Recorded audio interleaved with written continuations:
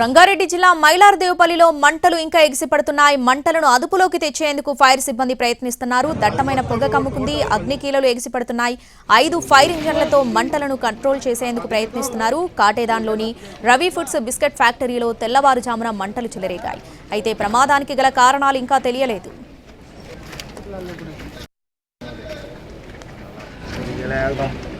ఈ అగ్ని ప్రమాదానికి సంబంధించి పూర్తి అప్డేట్స్ మా ప్రతినిధి రాధాకృష్ణ లైవ్ లో అందిస్తారు. రాధాకృష్ణ, మంటలు అదుపులోకి వచ్చాయా? అసలు ఈ ప్రమాదం ఎట్లా జరిగింది? డీటెయిల్స్ ఏంటి దీనికి సంబంధించి?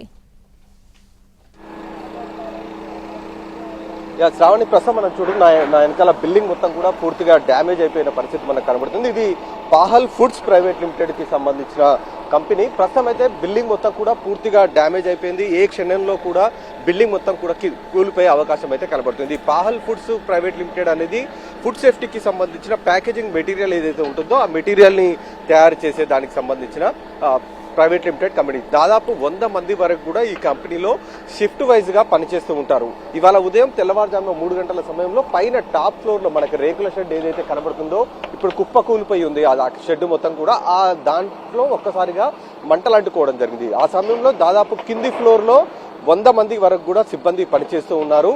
వాళ్ళంతా వెంటనే మంటల్ని గమనించిన తర్వాత అక్కడ ఉన్న స్టాఫ్ కూడా అందరినీ, మిగతా వాళ్ళ కార్మికులందరినీ కూడా బయటికి పంపించి వేయడం జరిగింది. ఆ తర్వాత మంటలు ఒక్కొక్కటిగా చిన్నగా పెరుగుతూ ఒక్కసారిగా పూర్తిగా పైన టాప్ ఫ్లోర్ మొత్తం కూడా వ్యాపించడం జరిగింది. ఈ క్రమంలో అంటే లోపల మొత్తం కూడా ప్యాకింగ్ కి సంబంధించిన మెటీరియల్, కాటన్ తో పాటు ఇటు థర్మల్ కోరు, మిగతా కాటన్ డబ్బాలు ఇవన్నీ ఉంటాయి. కాబట్టి వాటికి సంబంధించి మంటలు అనేవి ఒక్కసారిగా అంటుకోవడం జరిగింది. ఆ మంటలు అదుపులోకి రావడానికి చాలా సమయం పడుతుంది. దాదాపు 3.5 గంటలు దాటిపోయింది. ఇప్పటి వరకు కూడా ఇంకా మంటలు అదుపులోకి రాలేదు. పైగా పైన టాప్ ఫ్లోర్ లో ఉన్న మంటలు కింది ఫ్లోర్ కూడా అంటుకోవడం జరిగింది. కింది ఫ్లోర్ లో కూడా మొత్తం మనం చూస్తున్నాం, ఆ ఫ్లోర్ మొత్తం కూడా ఇంకా దట్టమైన మంటల్లోనే ఉంది. ఆ మంటల్ని అదుపులోకి రావడానికి ఫైర్ సిబ్బందిని మనం చూస్తున్నాం. ఒకవైపు వాళ్ళంతా కూడా ప్రయత్నం చేస్తున్నారు. ఇటు ఫైర్ సిబ్బందితో పాటుగా జిహెచ్ఎంసీకి సంబంధించిన డిజాస్టర్ రెస్పాన్స్ ఫోర్స్ కూడా ఇక్కడికి చేరుకోవడం జరిగింది. పోలీసులు కూడా చేరుకోవడం జరిగింది.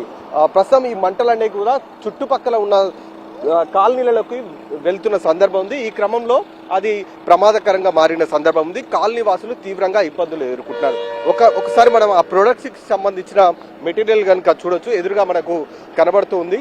ఆ మెటీరియల్ మొత్తం కూడా ఇప్పుడు ఇక్కడ తయారవుతుంటుంది. వాటిని వీళ్ళు ప్యాకింగ్ చేసి ఇతర కంపెనీలకు పంపిస్తుంటారు. అది కనబడుతున్నాయి మనకు ఎదురుగా.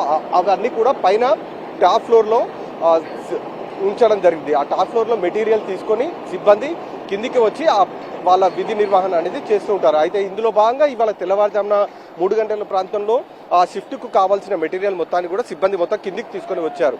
ఆ తర్వాతనే మంటలు వ్యాపించినట్లుగా కూడా ఇక్కడ ఉన్న సిబ్బంది చెప్తున్నారు. కాబట్టి ఇప్పటివరకైతే ప్రాణహాని లేదనేది ఇప్పటివరకు మనకు తెలుస్తుంది. కానీ ఇంకా పైన టాప్ ఫ్లోర్ లో ఎవరైనా మెటీరియల్ తీసుకోవడానికి వెళ్ళినప్పుడు ఎవరైనా చిక్కుకున్నారా లేదా అనేది మాత్రం ఇప్పటివరకు ఇక్కడ ఉన్న సిబ్బంది కావచ్చు, కంపెనీకి సంబంధించిన నిర్వాహకులు కావచ్చు, వాళ్ళెవరు కూడా పూర్తి క్లారిటీ మాత్రం ఇవ్వట్లేదు. లోపలికి వెళ్తేనే ఏదైనా తెలిసే అవకాశం కనబడుతుంది. కానీ ఒకవేళ ఎవరైనా లోపల కనుక ఉంటే మాత్రం బ్రతికే ఛాన్సెస్ మాత్రం లేవు. ఎందుకంటే చుట్టూ మొత్తం కూడా బిల్డింగ్ మొత్తం కూడా ఈ మంటలు అనేవి వ్యాపించి ఉన్నాయి. కాబట్టి ఎవరు కూడా బ్రతికే ఛాన్స్ అనేది ఉండదు ఒకవేళ ఈ మంటల్లో గనక చిక్కుకొని ఉంటే. ప్రస్తుతం అయితే కింద ఉన్న స్టాఫ్ ఎవరు లేరని చెప్తున్నప్పటికీ పైకి ఎవరైనా వెళ్ళి ఉంటే ఆ విషయం తమకి పూర్తి స్థాయిలో తెలియదని ఒకవైపు చెప్తున్న సందర్భం ఉంది. ఇంకా మంటలు అయితే అదుపులోకి రావట్లేదు. మంటలు అదుపులోకి వచ్చేలోపే బిల్డింగ్ మొత్తం కూడా కుప్పకూలిపోయే అవకాశం అయితే మనకు కనబడుతుంది. ఇప్పటికే మనం చూస్తున్నాం పైన బిల్డింగ్ కి మొత్తం కూడా ఎక్కడ చూసినా క్రాక్స్ అనేవి మనకు కనబడుతూ ఉంది. ముందు భాగం మొత్తం కూడా ఎక్కువగా మనం చూస్తే బిల్డింగ్ కి ముందు భాగం ఎక్కువగా మంటల్లో ఉంది. ఇంకా ఆ మంటలు అనేవి మనకు కనబడుతున్నాయి, చాలా దట్టంగా కనబడుతుంది. ఆ బిల్డింగ్ మొత్తం కూడా పూర్తిగా డ్యామేజ్ అయ్యే అవకాశం కనబడుతుంది. ఆ కింది వరకు కూడా ఇప్పుడు మంటలు అంటుకో జరుగుతుంది. గ్రౌండ్ ఫ్లోర్ మనం చూడొచ్చు కూడా ఒక ఐరన్ కి అంటుకుంది. అది నెమ్మదిగా లోపలికి వెళ్ళే అవకాశం కనబడుతుంది. మొత్తం బిల్డింగ్ మొత్తం కనుక డ్యామేజ్ అయితే ఇంకా చుట్టుపక్కల ఎలాంటి ఇబ్బంది కలగకుండా ఉండేందుకు ఇక్కడ ఉన్న మిగతా కంపెనీలకు సంబంధించిన సిబ్బందిని కూడా ఇక్కడ నుండి పంపించి వేయడం జరిగింది. ప్రస్తుతం అయితే ఎవరు ఇక్కడ స్టాఫ్ సంబంధించిన వాళ్ళు కానీ ఎవరు కానీ వాళ్ళు మాట్లాడాలని సిచ్యువేషన్ ఉంది. కంపెనీ యజమాని అయితే ప్రస్తుతం ఉన్నాడు, ఒకసారి అడుగుదాం. ఎంతమంది వరకు సిబ్బంది ఉంటారు? ఎవరికన్నా ఏమన్నా ఎవరికైనా ఏమన్నా అయితే స్టాఫ్కి వస్తుంది స్టాఫ్ ఎవరు లేరు, అందరు సేఫ్ ఎవరు లేరు, ఎంతమంది ఉన్నారండి ఆ మనుషులు ఎవరు లేరు, మనుషులు ఎవరు లేరు, ఎవరికన్నా లేదు, నో క్యాజువాలిటీస్. కాదు ఏంటండి అసలు పైన ఎందుకు ప్రమాదం జరిగింది తెలియదు, తెలుస్తుంది, ఎంక్వైరీ అయితే తెలుస్తుంది, అప్పుడే తెలియదు, ఏముంటుందండి పైన టాప్ బిల్డింగ్ లో ఏముంటుంది తెలియదు, నాకు తెలియదు, చెప్తారా?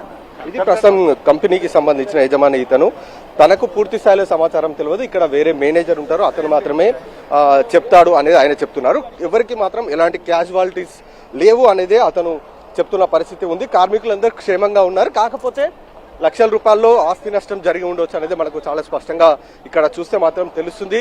ప్రమాదానికి గల కారణాలు షార్ట్ సర్క్యూట్ ద్వారానే ఈ ప్రమాదం జరిగి ఉండొచ్చు అనేది చెప్తున్నారు. దాదాపు 7 ఫైర్ ఇంజన్లని రంగంలోకి దింపారు. ఆ 7 ఫైర్ ఇంజన్లతోటి మంటలు ఆర్పే ప్రయత్నం చేస్తున్నారు. అలాగే వెనుక వైపు ఈ మంటలు వ్యాపించకుండా ఉండేందుకు అక్కడ కూడా స్ప్రే చేస్తున్న పరిస్థితి మనకు కనబడుతుంది, వాటర్ తోటి అటువైపు మంటలు వ్యాపించకుండా ఉండేందుకు. కానీ ఇదంతా కూడా ప్లాస్టిక్ తో పాటు థర్మోకోల్, ఇతర కాటన్ కి సంబంధించిన మెటీరియల్ ఉంటుంది కాబట్టి ఒక్కసారి అంటుకున్నాయంటే అవి వ్యాపిస్తూనే ఉంటాయి. అందులో భాగంగా ఇప్పుడు ఈ టాప్ ఫ్లోర్ కూలిపోయిన తర్వాత ఇప్పుడు ఫస్ట్ ఫ్లోర్ కి అంటుకోవడం జరిగింది. ఆ ఫస్ట్ ఫ్లోర్ లో ముందు భాగం నుండి మనం చూస్తున్నాం, వెనక వైపు వరకు కూడా అంటుకుంటున్న సందర్భం అయితే ఇక్కడ చూస్తే మనకు కనబడుతుంది. కాబట్టి ఆ మంటలు అనేది అదుపులోకి రావడానికి ఇంకా దాదాపు 3 గంటలకు పైగా కూడా సమయం పట్టే అవకాశం అయితే కనబడుతుంది. అదృష్టవశాత్తు లోపల ఎవరు లేరు కాబట్టి ప్రాణహాని లేదు. మంటలు ఆర్పేందుకు మాత్రం తీవ్రంగా ప్రయత్నం చేస్తున్న పరిస్థితి అయితే మనకు కనబడుతుంది. మొత్తం 7 ఫైర్ ఇంజన్లు వచ్చాయి మంటలను ఆర్పేందుకు. దీంతో పాటుగా ప్రత్యేకంగా ఉన్న ల్యాడర్ ని కూడా తెప్పించారు. ఈ ల్యాడర్ సహాయంతో కూడా మంటల్ని అదుపులోకి చేసేందుకు ప్రయత్నం చేస్తున్నారు ఫైర్ సిబ్బంది. శ్రావణ్.